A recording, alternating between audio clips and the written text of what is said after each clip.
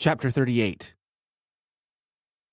That was when things got really crazy. The head of the man talking to Mrs. Grundy crunched inward like someone stomping on a soda can. 1 second his back was to us, and the next he dropped to his knees, then fell to the ground, lifeless. I wish I didn't see it happen, but I even heard his skull being broken inward. The two remaining vampires behind me hesitated for a moment. Bad idea.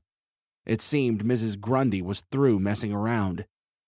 I felt a spray of blood hit the back of my head as sirens sounded somewhere in the distance. The mother in charge of the two girls selling Girl Scout cookies screamed another obscenity. I was knocked to the side as the last vampire ran to the black SUV. The driver in the SUV apparently had seen enough. He was already gunning it in reverse back down the street, trying to get away before Mrs. Grundy played squeezy ball with his skull. Tracy also seemed to have had enough. She ran faster than any human I had ever seen to catch up with the SUV. The last would-be vampire kidnapper streaked toward the fleeing SUV, but not fast enough. Mrs. Grundy used I'm not really sure what she was using, to be honest. Magic, telekinesis, the Force, to kill the last fleeing vampire just as he ran by the Girl Scout mother. Crack! His skull cracked into his brain, and this one was particularly juicy. Bone broke through the black ski mask he wore, spraying blood in all directions. Girl Scout Mom stood there shaking in her white dress as a spray of brain matter covered her, spray tan to gel nails. Tracy made it to the SUV as the driver curved around the corner and slammed it into drive. More tires squealed as they made their getaway. The sirens were louder now. I knew the cops would be here in minutes, and I didn't really want to have to explain what happened. I worked my way to my feet, which was much harder than it sounded, since my wrists were still zip-tied behind me. Shannon bolted out of the apartment's gates, holding a rocket-propelled grenade. I was no gun nut, but I'd played my fair share of Call of Duty to know what that was. "Where are they?" Shannon asked, looking around for something to fire on. Her eyes strayed over the 3 twitching bodies on the ground, and then to me. "Stinky, are you all right?" "Mrs. Grundy saved me," I said, swallowing hard, as the watcher took her time coming to me and freed me from my zip tie. "Thanks for that, by the way." "For what?" Mrs. Grundy gave me a wink. "I'm just an old woman." The sirens were upon us now as squad cars surrounded the street. Shannon, best to put the rocket-propelled grenade launcher down, dear," Mrs. Grundy advised. "I'll deal with this." I half suspected the police to come out of their vehicles with guns drawn, ordering us to the ground. Heck, if I was a police officer answering a call where 3 people had their skulls cracked like eggs and a chick holding a rocket launcher, I'd do that. That was when I noticed the vehicles weren't ordinary police units. They were unmarked vehicles with small, flashing red and blue lights on their dashboards. Agents dressed in black suits and ties stepped out, weapons drawn but not pointed for the moment. I saw Mrs. Grundy go to an annoyed-looking Agent Lees and begin talking with him. Shannon was reluctantly placing her weapon at her feet like a disappointed kid told she couldn't take her favorite toy with her on the road trip.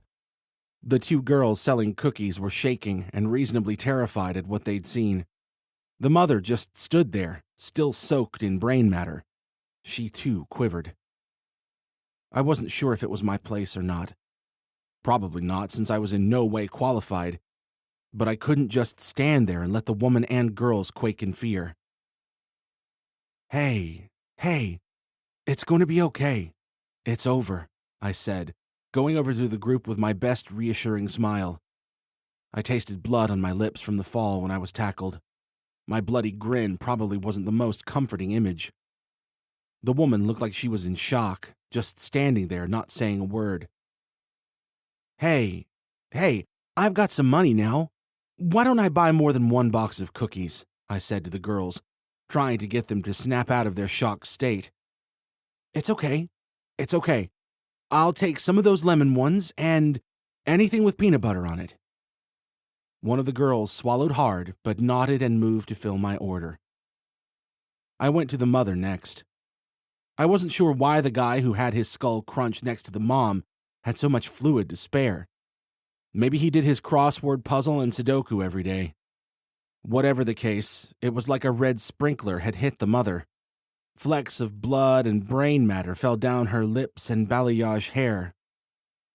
"Hey, you have a little something right around there." I gestured to take in her entire face and body. "Let me help." "I can help. We just need a tissue or a wet wipe or something." I looked to my left where Rami had exited his store now that the situation had de-escalated. He looked at me with an open mouth and a dozen questions on the tip of his tongue. Rami, can we get a wet nap or maybe some sanitizer here?" I said politely. "Anything really. Paper towels would work. We can be flexible." Rami just nodded with his mouth still open and headed back inside his store. "Here, Mom. Here." One of the girls offered up a tissue from her pocket. "Great. This is going to work. Thank you," I answered, taking the tissue for the mother.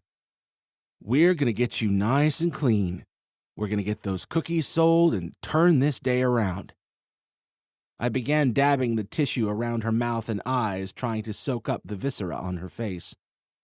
That seemed to finally break the woman out of her shock. She turned on me, face transforming from dazed to downright angry. "Ah!" the woman screamed, hitting me with her cell phone in one hand and purse in the other. "Get away from me! Get your hands off me!" Okay, I exclaimed, backing up with hands extended. "I was just trying to help." "Sheesh, what's this one's problem?" Shannon asked, joining us at the cookie stand. She grabbed a box of Samoas, ripped it open, and took a bite out of one.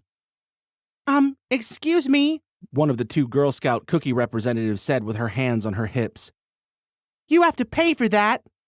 "Aw, that's cute. Aren't you adorable?" Shannon said, looking at me. "Put it on his tab. He's got some money now." I paid the Girl Scouts for my 2 boxes and Shannon's Samoas, all the while dodging death stares from the mother. A soap agent I didn't recognize had come over to the mother, informing her she had been witness to a very dangerous confrontation with domestic terrorists. When the mother asked why their heads had exploded, the agent very calmly explained they had a sniper on the roof that was gone now, but had managed to take out the threat. I finished paying for my cookies and walked over to find Mrs. Grundy speaking with a very agitated Agent Lees. "You and your kind know the rules," Agent Lees grumbled. "You keep your activity out of the public eye. We're always having to come to your rescue and clean up your messes. I'm getting tired of it." "Well, I'm going to ignore the fact that you referred to us as my kind," Mrs. Grundy said, looking over at me with a smile. "John here was being attacked and we stepped in to offer aid. What else were we supposed to be doing? Let the Count take him?" "We don't know it was the Count for sure," Agent Lees corrected her. He looked at me with disdain. That same kind of look you give your shoe after stepping in poop. "How were you guys so close?" I asked, honestly wanting to find an answer to the question. "I mean, that mom made the call and you were here in minutes." I looked around the scene where soap agents had blocked off the street. Already there was a team cleaning up the bodies. Multiple agents were speaking with any witnesses, explaining to them what they thought they just observed. "Soap was watching us," Mrs. Grundy asserted, peering around the massive Agent Lees. "Where's Agent Bentall? I thought he'd be here himself." "That's classified, ma'am," Agent Lees said in his same low, monotone voice. "We were close by monitoring you. We suspected an attempt would be made on the lives of those responsible for tracking down Bloodstone's coven. We were right." "You were right, but also late," Mrs. Grundy pointed out, raising an eyebrow. "One of my hunters could have been killed or taken." "Sounds like your hunters need to learn how to take care of themselves," Agent Lees said, looking at me with that same air of disgust. It probably didn't help that I decided to open up one of the boxes of cookies in my arms and start shoving tagalongs in my mouth. I really needed to stop with the stress eating. "Noted," Mrs. Grundy said, looking around at the many agents working busily to clean up any trace of the incident. "Well, It looks like you and your team have things in control here. Always nice seeing you, Agent Lees. Agent Lees made a huffing sound. Mrs. Grundy turned to leave, but I thought if we were going to be working with soap, I should at least make an effort to try and be polite. Good seeing you again, Agent Lees, I said, extending my hand. Agent Lees regarded me with cold, dark eyes. He didn't even move a muscle to accept my handshake. He just stared at me. Okay, then. Well, good luck with everything, I said, not knowing what to do. I patted him on the shoulder. My eyes went wide when I saw a chocolate stain on his pristine black suit jacket. Agent Lees saw my eyes go wide and moved to look down at his suit. Agent Lees, I'd like to give you these cookies as a peace offering, I said quickly, shoving the cookies in his direction. Yeah, if we're going to be seeing more of each other, I want us to have a good working relationship. Agent Lees narrowed his eyes but took the cookies. I'm not sure what kind of game you think you're playing here, but this is serious, Agent Lees scowled. This is life and death here. It might be fun and adventures to you, but daily, soap agents are putting their lives on the line to risk everything to keep humanity safe. I don't think it's a game, I said, backpedaling to the front gate. It's not a game. Thank you, by the way. Thank you for the service. I'd done enough. I speed-walked back into the gate to catch up with Shannon and Mrs. Grundy. Most everyone in the apartment complex was either out for the day or too cautious to step outside. The few people in the apartments who were brave enough to watch from the ground floor looked at the three of us with questions.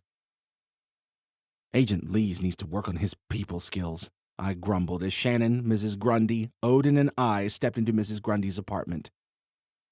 Thank you, by the way, for saving me back there. You'll do it one day for me, Mrs. Grundy shrugged off the compliment and closed the door behind her. I knew that skank was good for nothing. I knew it, Shannon said, shaking her head with a heavy sigh. John, I'm sorry, but your ex is a real piece of work. Don't I know it, I replied, feeling the emotional knife driven harder into my gut. She set me up.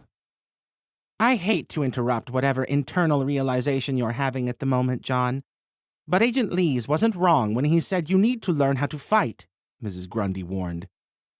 It's time the two of you met Michael.